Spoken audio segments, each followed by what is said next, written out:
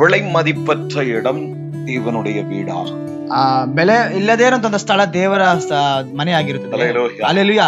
உலகத்தையே ಈ ಲೋಕವನ್ನೇ ಹಣವಾಕಿ நம்ம ஒன்றா ஒரே இடத்துல வைத்தார் ಒಂದಾಗಿ ಒಂದೇ ಸ್ಥಳ ಇಟ್ಟಿದ್ದರು. அங்கே இருக்கிற சந்தோஷத்தை விட ಅಲ್ಲಿರುವಂತ ಸಂತೋಷಕ್ಕಿಂತ தெய்வம் வருகிற இடத்துல சந்தோஷம் பெரிதாயிருக்கு. ದೇವರು ಬರುವ ಸ್ಥಳದ ಸಂತೋಷವೂ ಹೆಚ್ಚಾಗಿರುತ್ತದೆ. உலகத்தில் எங்கும் அது இல்லை.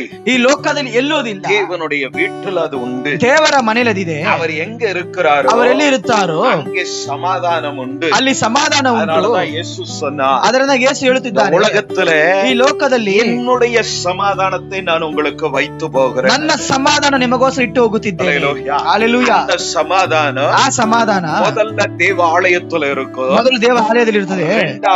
ಎರಡನೆಯದು அவருக்காய் வாழுகிற கிறிஸ்தவனுடைய வீட்டிலே இருக்கும். ಅವರಿಗಾಗಿ ಜೀವಿಸುವ ಕ್ರೈಸ್ತನ ಮನೆಯಲ್ಲಿ ಅದು ಇರುತ್ತದೆ. ಕ್ರೈಸ್ತನ ಮನೆ ಇರುತ್ತದೆ.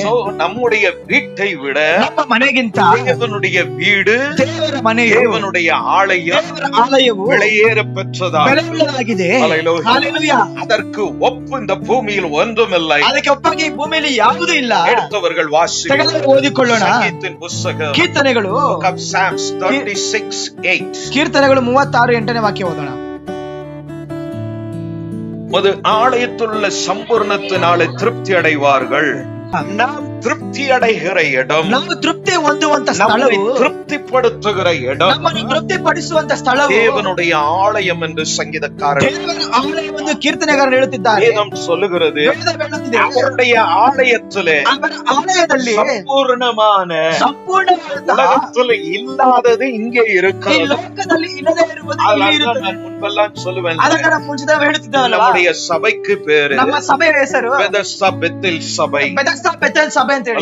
ஹல்லேலூயா. பெதஸ்தா பெத்தேல் பேங்க் என்று இல்லை. ಬೆಥೆಸ್ದಾ ಬೆಥೆಲ್ ಬ್ಯಾಂಕ್ ಎಂದಿಲ್ಲ. பெதஸ்தா பெத்தேல் ஹாஸ்பிடல் என்று இல்லை. ಬೆಥೆಸ್ದಾ ಬೆಥೆಲ್ ಹಾಸ್ಪಿಟಲ್ ಅಂತ ಇಲ್ಲ.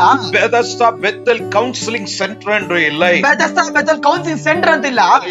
ஹல்லேலூயா. ஆனால் இங்கே வரும்போது ಇಲ್ಲಿ ಬರುವಾಗ வியாதி குணமாகும். ವ್ಯಾಧಿ ಗುಣವಾಗುತ್ತದೆ. இங்கே வரும்போது ಇಲ್ಲಿ ಬರುವಾಗ நம்முடைய கடன் பிரச்சனைகள் மாறும். ನಮ್ಮ ಸಾಲದ ತೊಂದರೆಗಳು இங்கே ಬದಲಾಗುತ್ತದೆ. வரும்போது ಇಲ್ಲಿ ಬರುವಾಗ ஆன்மீக சமாதானம் ಒಂದು ದೈವಿಕ நம்முடைய ಸಮಾಧಾನ மனதை ನಮ್ಮ ஆட்கொள்ளும். ಮನಸ್ಸನ್ನು ಆಳ್ವಿಕೆ ಮಾಡುತ್ತದೆ. ಯಾಕೆ? சபை என்பது கட்டடம் அல்ல. ಸಭೆ ಎಂಬುದು ಕಟ್ಟಡವಲ್ಲ. சபை என்பது தேவன் தங்குகிற வீடாகும். ಸಭೆ ಎಂಬುದು ದೇವರು ತಂಗುವಂತ ಮನೆಯಾಗುತ್ತದೆ.